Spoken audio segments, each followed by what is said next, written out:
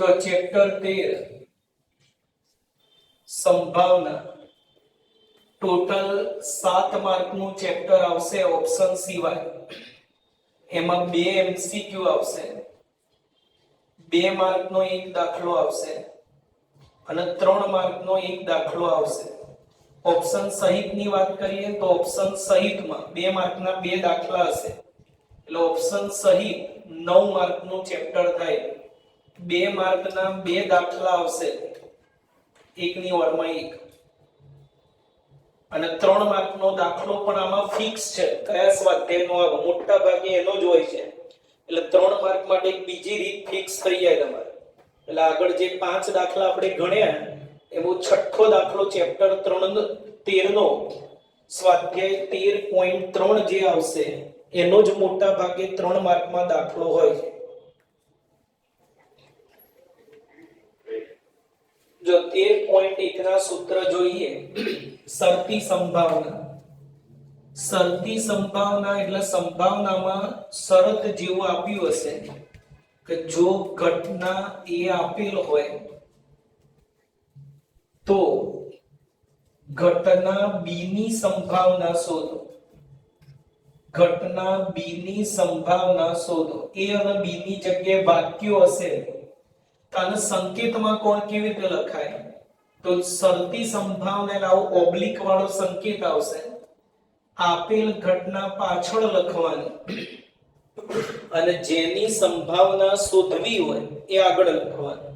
અને હવે આનું સૂત્ર ઉપર બંનેનો છેદ, છેદમાં પાછળ હોય પી ઓફ એ. આની જગ્યાએ જો એવું વાક્ય આપે કે જો ઘટના બી આપેલ હોય, ઘટના બી આપેલ હોય તો ઘટના એ ની સંભાવના શોધો. એ ની સંભાવના શોધો તો આપેલ ઘટના પાછળ લખવાની, જેની સંભાવના શોધવાની હોય આગળ. હમણાં કીધું એમ જ ઉપર બંનેનો છેદ. તમે એ છેદ બી લખો, બી છેદ એક જ કહેવાય, પાછળ બી છે એટલે છેદમાં આવશે પી ઓફ બી. મોટા ભાગે આ સ્વાધ્યાય એમસીક્યુ અને 2 માર્કમાં કામમાં આવશે.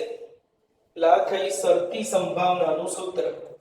પછી ગુણધર્મ નંબર 1, નિદર્શાવકાશ S હોય અને એનો કોઈ ઘટના જોડે શરતી સંભાવના અથવા બંને ઘટના સેમ હોય તો આનો જવાબ હંમેશા 1. એમસીક્યુ માં એમાં કામમાં આવે. ગુણધર્મ નંબર 2, આપણી જોડે યોગનું સૂત્ર હતું યાદ હોય, એ યોગ બી ની સંભાવના શોધવાનું સૂત્ર P of A plus P of B minus P of A છેદ B હતું. આ પ્રમાણે સૂત્ર. આનું શરતી સંભાવનામાં સૂત્ર એટલે આમાં ઓબ્લિક C આપ્યું હોય તો બધામાં ઓબ્લિક C, બધામાં એક્સ્ટ્રા ઓબ્લિક C આવશે. ઓરિજિનલ પેલું A યોગ B નું 11મા અને 10મા ધોરણમાં સૂત્ર આવી ગયું. PA યોગ B એટલે PA PB minus PA છેદ B.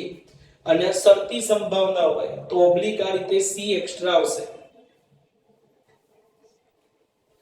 જો આમાં A અને B અલગ ઘટનાઓ હોય, તમને એવું આપ્યું હોય કે A અને B અલગ ઘટનાઓ છે તો A અને B અલગ ઘટના હોય તો A છેદ B ફાઈ થાય.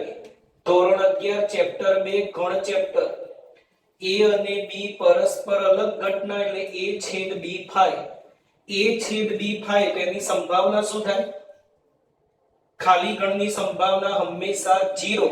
એટલે ઉપરનું સૂત્ર છે ને એમાં આટલો ભાગ જતો રહે. P A યોગ B ઓબ્લિક C બરાબર A oblique C plus B oblique C.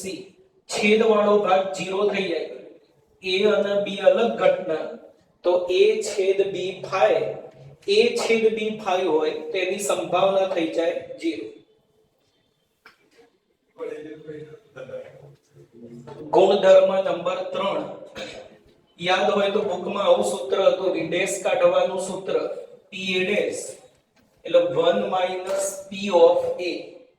પછી આમાં આવું હોય ઓબ્લિક વાળું PA ડેશ ઓબ્લિક B તો 1 minus P A oblique B.